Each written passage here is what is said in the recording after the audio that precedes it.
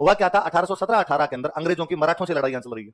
मैंने शायद बहुत पहले पहली क्लास के अंदर कुछ बातें बताई थी। अंग्रेजों की से लड़ाई चल रही है और अंग्रेजों की और मराठों की लड़ाइयों में अंग्रेजों को राजस्थान वालों की आवश्यकता है और अंग्रेजों ने राजस्थान वाले राजाओं से कांटेक्ट किया कि यार तुम हमारे से दोस्ती कर लो तो हम मराठों के खिलाफ तुम्हें सहायता दे देंगे, क्योंकि अपने मराठों से तंगी चल रहे थे, मराठे लूटपाट करते थे, इसलिए अपने सारे राजाओं ने मराठों के खिलाफ किसकी सहायता कर दी? अंग्रेजों की। कब?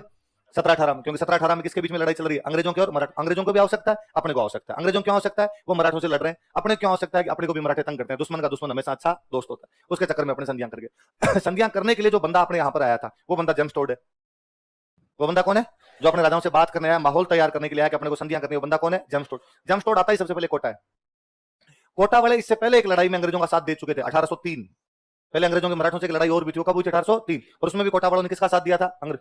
तो अंग्रेजों के दिमाग में था कि राजस्थान में एक राज्य तो अपनी तरफ है और वो राज्य कौन सा है? कोटा। कोटा ने तब साथ दिया था तो कोटा से वापस भी सहायता मांग ली जाए। इन दिनों में कोटा का प्रधानमंत्री जो हुआ करता वो था जालिम सिंह झाला। कोटा का प्रधानमंत्री कौन है? नाम बोलो देखे। कौन है कोटा का? कोटा का क्या लगता है? प्रधानमंत्री। प्रधानमंत्री को बोलते दीवान। क्या बोलते? ये झाला गुजरात के राजपूत है। झाला कहां के थे? गुजरात के। बाद में नौकरी करने के लिए आगे मेवाड़, तो झाला मेवाड़ में नौकरी करने के लिए आगे, और मेवाड़ से बाद में झाला आगे चले गए कोटा। और कोटा में एक झाला इतना पावरफुल हुआ कि कोटा का प्रधानमंत्री बन गया। प्रधानमंत्री को दीवान बोलते हैं। उसका नाम क्या है?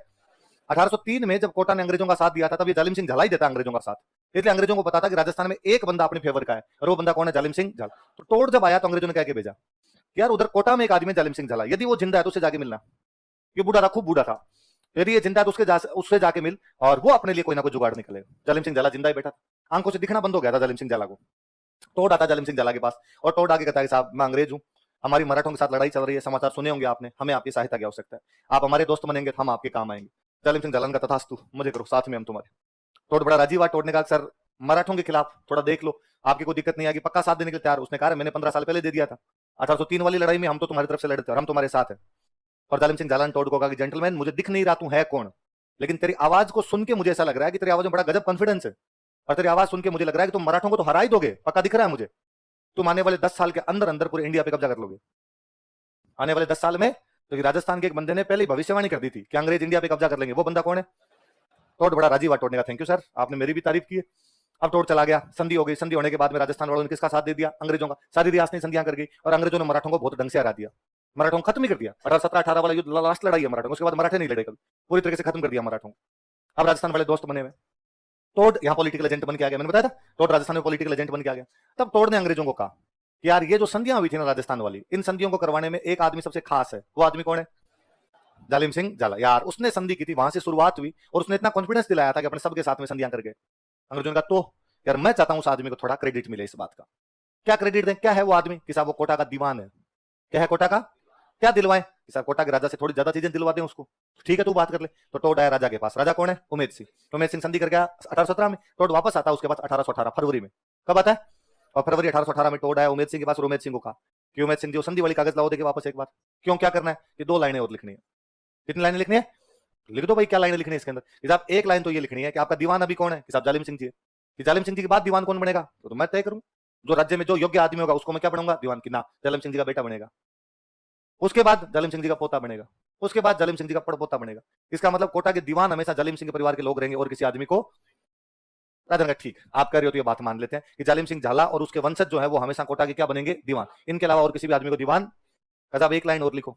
कि क्या लाइन है? कि आज के बाद कोटा की सारी पावर राजा के पास नहीं रहेगी, दीवान के पास रहेगी। सारी पावर राजा के पास नहीं रहेगी, किसके पास रहेगी? ये नहीं समझ में आया क्या कहना चाहते हैं सर? इसका सिंपल सा मीनिंग है कि आज के बाद आप तो मनमोहन सिंह, जालिम सिंह झाला, सोनिया गांधी, आज के बाद आपकी नहीं चलेगी, किसकी चलेगी? ये कोई तरीका थोड़ी है। अब यही है आपका राज्य, वैसे जालिम सिंह झाला संभाल रहा है और ये 2 लाइनें जोड़नी पड़ेगी। तो टोड यहाँ पे, अंग्रेज यहाँ पे 2 लाइनें जुड़वा गए। कौन सी 2 लाइनें जुड़वा गए? जालिम सिंह झाला और उसके वंशज हमेशा कोटा की क्या रहेंगे? दीवान। और कोटा की सारी शक्तियां राजा के पास नहीं रहेगी, किसके पास में रहेगी? तो एक यही संधि ऐसी है जिसमें बाद में और नई चीजें जोड़ी गई। संधि में संधि जोड़ी गई, संधि में संधि। और संधि में जब संधि जोड़ी जाती है उसको बोलते हैं सप्लीमेंट्री। क्या बोलते हैं? सप्लीमेंट्री संधि। तो अंग्रेजों ने कौन सी एक रियासत के साथ में सप्लीमेंट्री संधि की थी? जब आप छोटे थे तब याद करो। छोटे थे पेपर देने जाते स्कूल के अंदर, पेपर देने जाते आपको एक पेपर मिलता जिस पेपर में क्वेश्चन होते 10। कितने क्वेश्चन होते? साथ में एक मिलती कॉपी कि साहब इसके अंदर भरना है आपको, और आपने 7 क्वेश्चन लगे, इतने में कॉपी फुल हो जाती। आपको अभी 3 क्वेश्चन और लिखने, तो आपको एक कॉपी की और आवश्यकता है। तो आप कहते मैडम सप्लीमेंट्री कौन सी कॉपी लेते? तो कॉपी में कॉपी जोड़ते, तब उसको क्या बोलते? Supplementary copy. तो संधि में संधि जोड़ो तो कौन सी रियासत के साथ में सप्लीमेंट्री संधि की गई? अभी कई बार आप फेल हो जाते। कोई 2 पेपर में, कितने पेपर में? 2 पेपर में। सरकार कहती है एक मौका और, एक बार पेपर और दे दे, रिजल्ट एक बार और आएगा तेरा। पेपर में पेपर जोड़ते, रिजल्ट में रिजल्ट जोड़ते, उसको भी क्या बोलते? सप्लीमेंट्री बोलते। हिंदी में अच्छा शब्द होता है एक और, पूरक। क्या बोलते हैं? पूरक होता है। तो कोई पूछेगा आपसे अंग्रेजों ने कौन सी रियासत के साथ में पूरक संधि की थी? कौन सी रियासत के साथ? अच्छा, राजा भाई बूंदी में कौन से, सॉरी कोटा में कौन से वंश का शासन है? ये हाड़ा कौन कौन बोला रहे, मैं उठा के बाहर फेंकूंगा आपको। कौन सा वंश था? चौहान वंश। चौहान वंश की कौन सी ब्रांच है? अब कोटा में राज तो हाड़ा चौहानों का है, चले जलाऊं की, राज तो है चौहानों का, और चले कौन से वंश के लोगों की? जालाओं की लगी। तो वहां इन चौहानों के जालाओं के बीच में टक्कर होने लगी।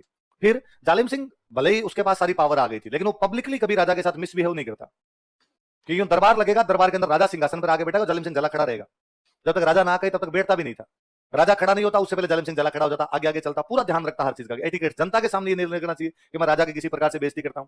पर अब जालिम सिंह की मृत्यु हुई। जालिम सिंह की मृत्यु के बाद जालिम सिंह का बेटा बनेगा दीवान, और जालिम सिंह का बेटा बना माधो सिंह। कौन था? माधो सिंह ने भाई राजा के सामने बैठना शुरू किया, टांग पे टांग देके बैठे। राजा और राजा क्या हालचाल है, पावर तो तेरे पास है नहीं, हालचाल खराब ही होंगे तेरे। अब माधो सिंह मर गया, माधो सिंह मरा तो उसका बेटा दीवान बना, वो है मदन सिंह। कौन बना? मदन सिंह झाला। अब 3 पीढ़ियों से जब आपके पास पावर है तो इतना घमंड तो आएगा। अब उसने राजा की बातें माननी बंद कर दी। और कोटा का राजा कौन है? और वो दीवान जो है वो कौन है? मदन सिंह झाला। और अब मदन सिंह झाला राम सिंह सेकंड की कोई बात नहीं माने।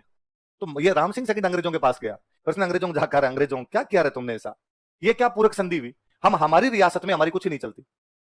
फिर राजा का मतलब क्या, फिर इनको ही बना दो राजा, ये राजा ही बन जाए भाई, हमें गद्दी पे क्यों बिठा रखा बाद में। तो अंग्रेजों को भी रियलाइज हुआ कि यार मामला तो गलत हो गया यहाँ पे। तो अंग्रेजों ने एक बीच का रास्ता निकाला, और अंग्रेजों ने कहा कि जालिम सिंह झाला लंबे टाइम तक कोटा के दीवान थे। जालिम सिंह झाला लगभग 60 साल कोटा में नौकरी करता है। कितने साल तक वो इस पदों पे रहा है? कभी सेनापति, प्रधानमंत्री, 61 साल के आसपास रहा था, खूब लड़ाइयां लड़ी थी उसने। तो कहा जालिम सिंह झाला ने जब इतने युद्ध लड़े कोटा की तरफ से, तो खूब सारे इलाके जीत जीत के किसमें मिलाए थे? कोटा। तो वे इलाके जो जालिम सिंह झाला ने जीत के कोटा में मिलाए थे, उन इलाकों को अलग करके एक नई रियासत बनाते हैं, झालावाड़। क्या बनाते हैं? कोटा का विभाजन करते हैं। वे इलाके जो जालिम सिंह झाला ने मिलाए थे झालाओं के इलाके अलग कर दिए जाए, झालाओं के इलाके अलग करके एक नई रियासत कौन सी बना दी जाए, और उसका राजा किसको बना दिया जाए? फिर हाड़ाओं की रियासत रह जाएगी कोटा, और झालाओं की रियासत कौन सी बनाएगी? ये अंग्रेजों ने किया 1838 में। कब किया? तो 1838 में कौन सी रियासत तोड़ दी गई? कोटा। और कौन सी रियासत बना दी गई? झालावाड़। और झालावाड़ का नया राजा किसको बना दिया गया? मदन सिंह झाला, जालिम सिंह झाला का पोता है। जालिम सिंह झाला क्या है?